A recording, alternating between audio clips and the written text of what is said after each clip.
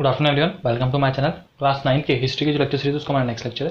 Previous lecture के अंदर हम the outbreak of the French revolution में स्टार्ट कर चुके हैं।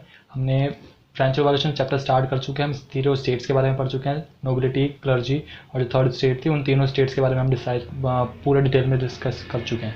ठीक है, जो क्राइसिस सब्सटेंसेस क्राइसिस क्रिएट हुए थे फ्रांस के अंदर, हम उसके बारे में डिस्कस कर चुके हैं। लुई 16 जो 20 ईयर की एज में 1789 के अंदर किंग बना था, 1789 के अंदर किंग बना था। जैसे वो किंग बना तो उसने देखा कि अपनी उसकी ट्रेजरी कंप्लीट खाली थी, बहुत ज़्यादा लोन था, तो उसको ध्यान में रख के उसने क्या करा, अपने इकोनॉमिक बैलेंस को, अपने कंट्री के इकोनॉमिक बैलेंस को बनाने के लिए उसने क्या करा, बेसिकली टैक्सेस को इंक्रीज किया, टैक्सेस को इंक्रीज किया। और उस टैक्सेस को इंक्रीज करने के लिए उसने कुछ प्रपोजल्स बनाए और उन प्रपोजल्स के लिए उन्होंने तीनों स्टेट्स की मीटिंग बुलाई। और तीनों स्टेट्स में हमने देखा था कि फर्स्ट स्टेट, सेकंड स्टेट और थर्ड स्टेट। फर्स्ट स्टेट के कितने मेंबर्स थे? 300 मेंबर्स। सेकंड स्टेट के कितने मेंबर्स थे? 300 मेंबर। और थर्ड स्टेट के कितने थे? 600 मेंबर्स। ठीक है, तो तीनों स्टेट्स के इस तरह के अकॉर्डिंग मेंबर्स गए थे। वुमेंस को और जो कुछ पीजेंट्स वगैरह थे और कुछ छोटे छोटे चिल्ड्रन थे, उनको वेसेटाइल पैलेस के अंदर आना अलाउ नहीं किया गया। तो बेसिकली उन लोगों ने क्या किया था, अपने कुछ लेटर्स थे जो अपने स्टेट्स रिप्रेजेंटेटिव थे उनके हाथ भिजवाए थे। ठीक है, वो लेटर्स कितने थे? अप्रॉक्सीमेट 40,000 लेटर्स थे। तो ये हम प्रीवियस लेक्चर्स में देख चुके थे। अब बेसिकली क्या है, जब ये मीटिंग हुई, ठीक है, तो एक किंग ने एक रूल, एक वो बनाया था, हमने देखा था, एक प्रिंसिपल दिया था, क्या कि हर स्टेट्स में क्या काउंट होगा, एक सिंगल वोट। फर्स्ट स्टेट के 300 मेंबर्स हैं तो सिंगल वोट, सेकंड स्टेट के 300 मेंबर्स हैं तो सिंगल वोट, और थर्ड स्टेट के 600 मेंबर्स हैं तो single vote. 300 single vote, 300 single vote, 600 single vote.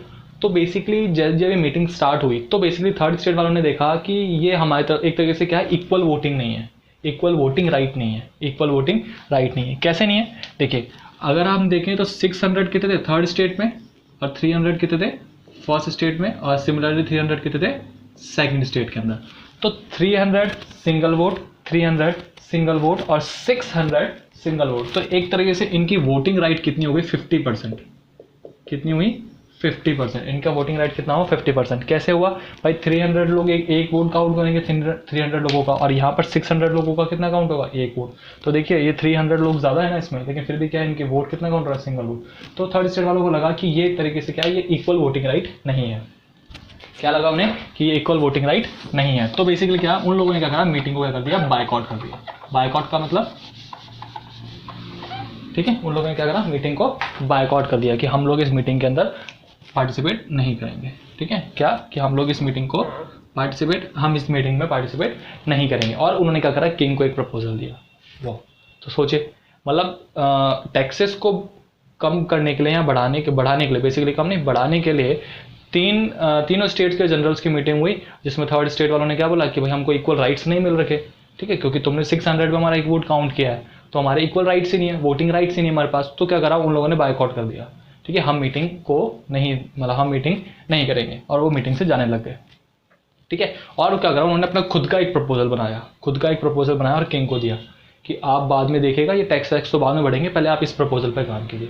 अच्छा, अब ये सोचिए कि 1789 से पहले जो थर्ड स्टेट, जिसको लोग बाग कुछ मानते ही नहीं थे, नोबल क्लर्जी की वैल्यू थी, थर्ड स्टेट की कोई वैल्यू ही नहीं थी। ठीक है, अब वो इतने ज़्यादा कैसे वैल्यूएबल हो गए, मतलब उन लोगों ने इतना ज़्यादा कैसे सोचने लग गए। ठीक है, यूनिटी के सेगमेंट में, क्योंकि बेसिकली क्या है, अब वो लोग एजुकेटेड हो चुके थे। क्या हो चुके थे? एजुकेटेड। क्योंकि थर्ड स्टेट के अंदर हमने देखा था कि पीजेंट्स के साथ साथ कुछ डॉक्टर्स, लॉयर्स, ठीक है, बिजनेसमैन, ये सब भी थे। तो ये सब क्या थे? एजुकेटेड थे।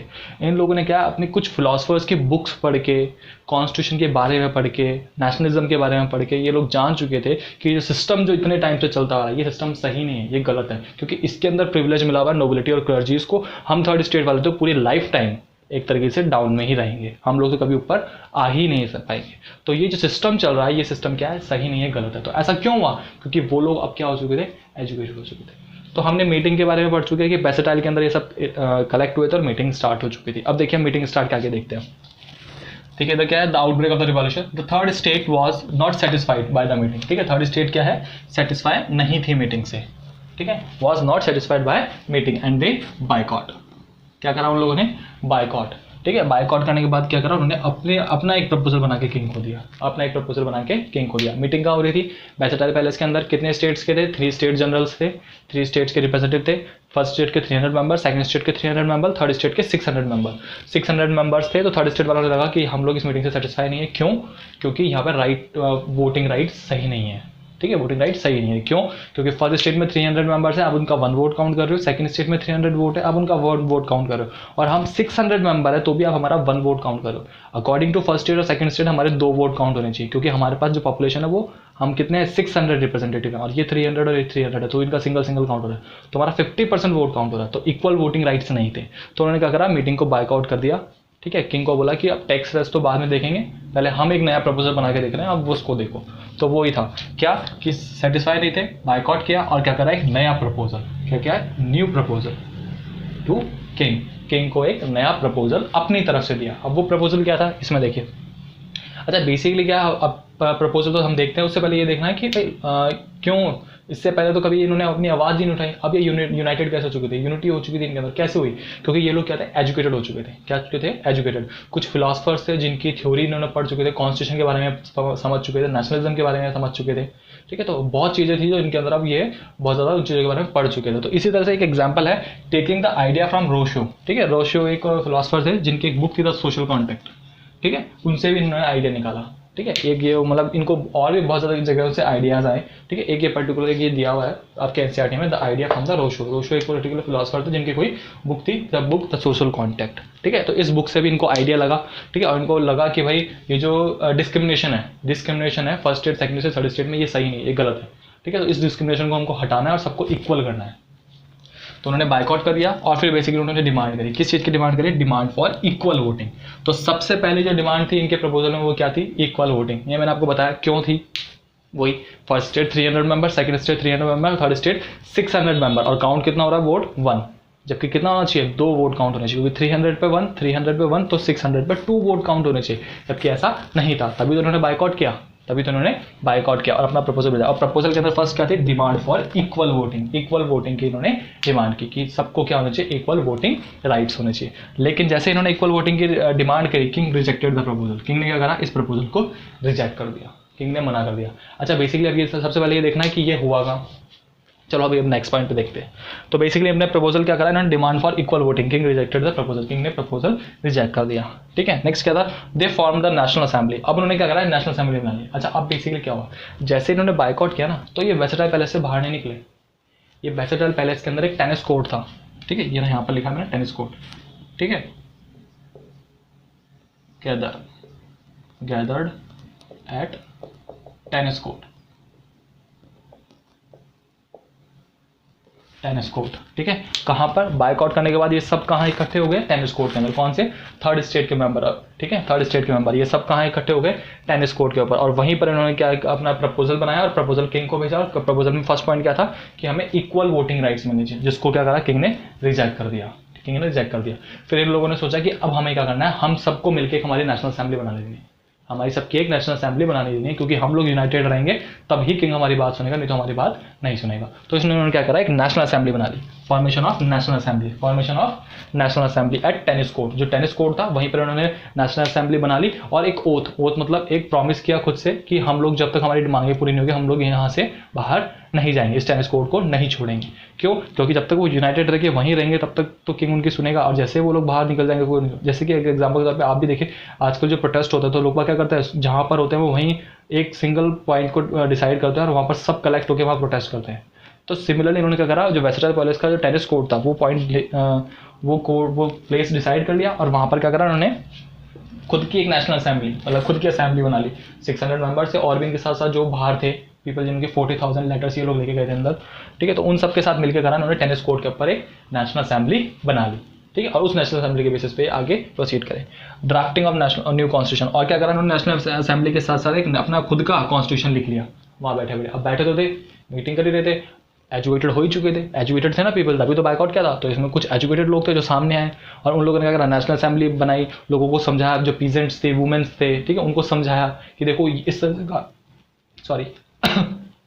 कि देखो हम इस तरह से काम करेंगे।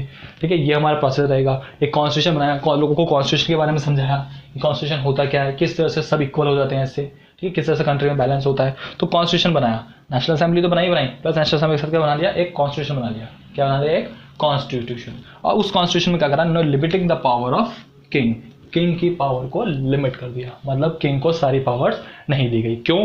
क्योंकि किंग को सारी पावर्स देने पे क्या करता है, वही मोनार्की सिस्टम हो गया। अगर सारी पावर्स आपके पास किंग के पास चल गई तो किंग जैसे पहले सिस्टम चला था वही चलेगा, नोबिलिटी, क्लर्जी और आपके थर्ड स्टेट आप वही टैक्सेस पे करेंगे। तो उन्होंने कहा किंग की पावर को लिमिट कर दिया, ठीक है, कि किंग के पास एक लिमिटेड पावर होगी जिस पे ही वो डिसीजन ले सकता है, उसके अलावा वो किसी चीज़ पर डिसीजन नहीं ले सकता। तो इन्होंने क्या करा, अपना खुद का कॉन्स्टिट्यूशन लिख लिया। क्यों? क्योंकि एजुकेटेड पीपल थे, ओथ ये ले चुके थे कि हम जब तक हमारी डिमांड्स पूरी नहीं होगी हम टेनिस कोर्ट से बाहर नहीं जाएंगे।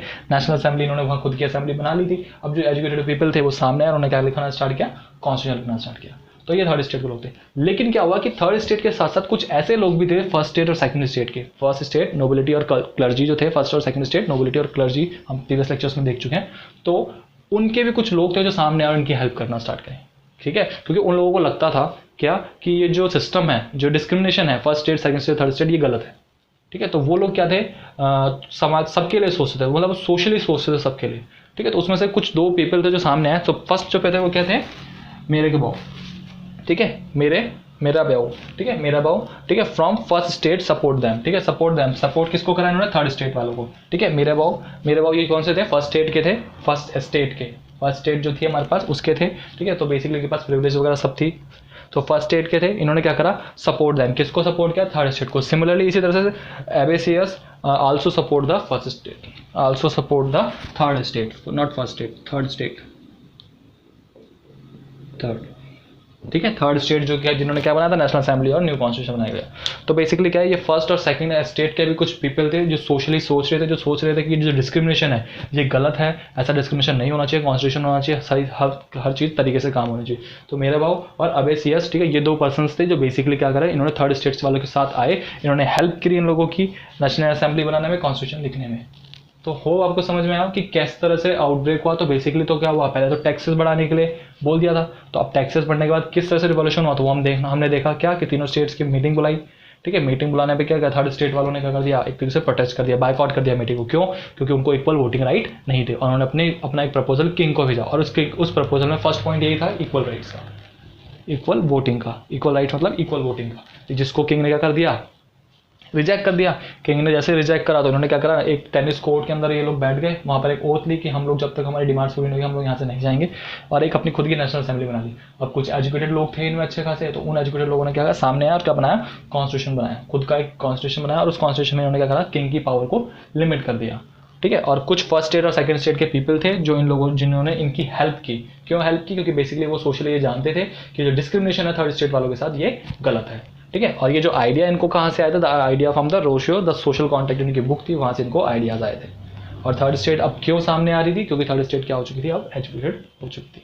तो हो सका मे भी आपको ये समझ में आया हो, ठीक है। फिर भी अगर आपको कोई डाउट है तो आप कमेंट बॉक्स में कमेंट कर सकते हैं कि किस तरह से आउटब्रेक स्टार्ट हुआ। तो ये रीज़न था जिस वजह से आउटब्रेक स्टार्ट हुआ फ्रांस के अंदर।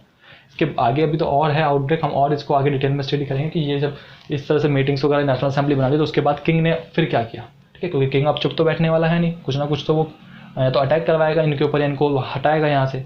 तो वो क्या हुआ क्या नहीं हुआ, हम आगे वाले लेक्चर्स में डिस्कस करेंगे। तो होप ये आपको समझ में आया। फिर भी अगर आपको कोई डाउट है तो आप कमेंट बॉक्स में कमेंट कर सकते हैं। Okay, thank you.